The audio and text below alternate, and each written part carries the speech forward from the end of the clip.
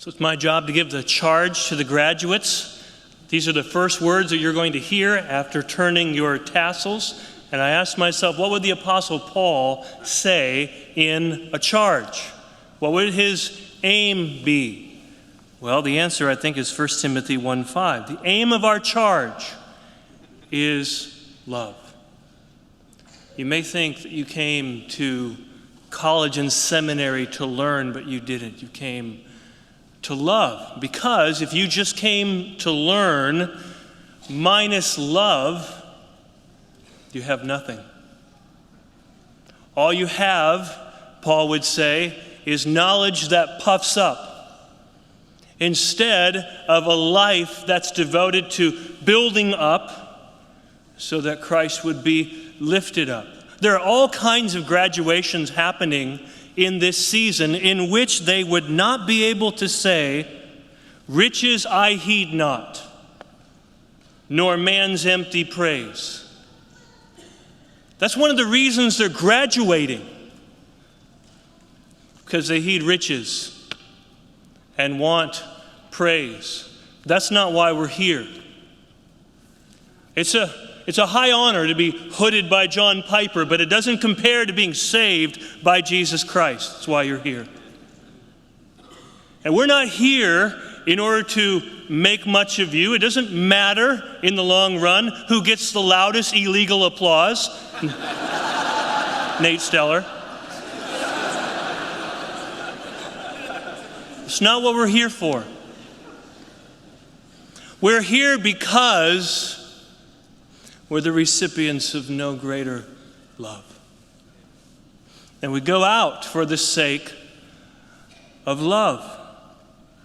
1 Corinthians 8, knowledge puffs up, but love builds up. If anyone imagines that he knows something, he does not yet know as he ought to know. If you think you know something, Paul says you don't know. This is the something. If anyone loves God, he's known by God. It's not what you know. It's who knows you, who loves you.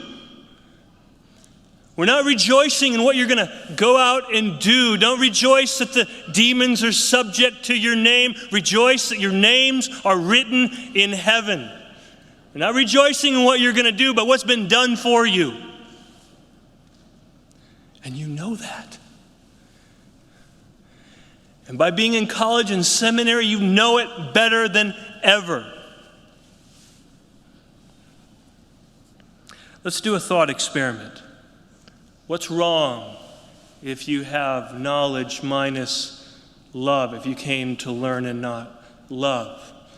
Movies being made about super soldier serums. Let's just imagine that we had a Bethlehem College and Seminary super student serum. And we were able, in college and seminary, to make super students who can speak in tongues, who can know all mysteries, who have all knowledge, who have all faith, who give up their bodies to be burned, who give away everything they have. And Paul says, if you subtract one thing from that equation, if we miss love, he doesn't say 7 minus 1 is 6. He says it's nothing. We would be sending out a bunch of spiritual zeros. And that's not what we're here to do. The aim of the instruction of your faculty members is love. For you to go out knowing that you're loved by God. Because some don't know. Some don't know that Christ came. Some don't know this no greater love like you know.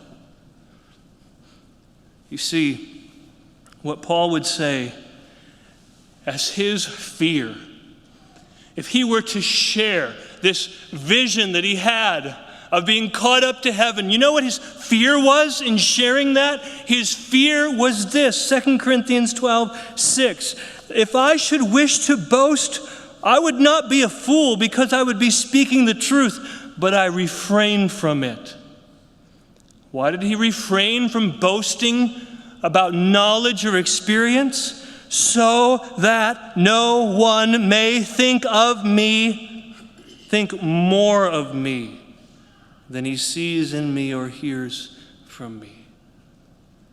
So many people are going out and they have the opposite fear. Not that people would think too highly of them, but that people would think too low of them.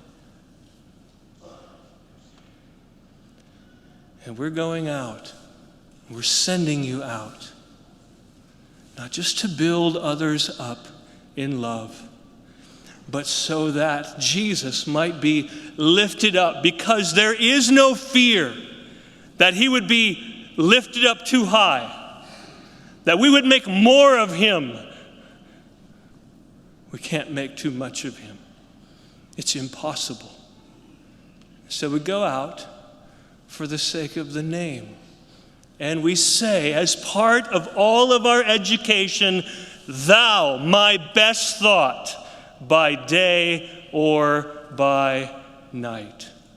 We go out to make him known, to make him the best thought in every person that you talk to, that goal, to make much of Christ.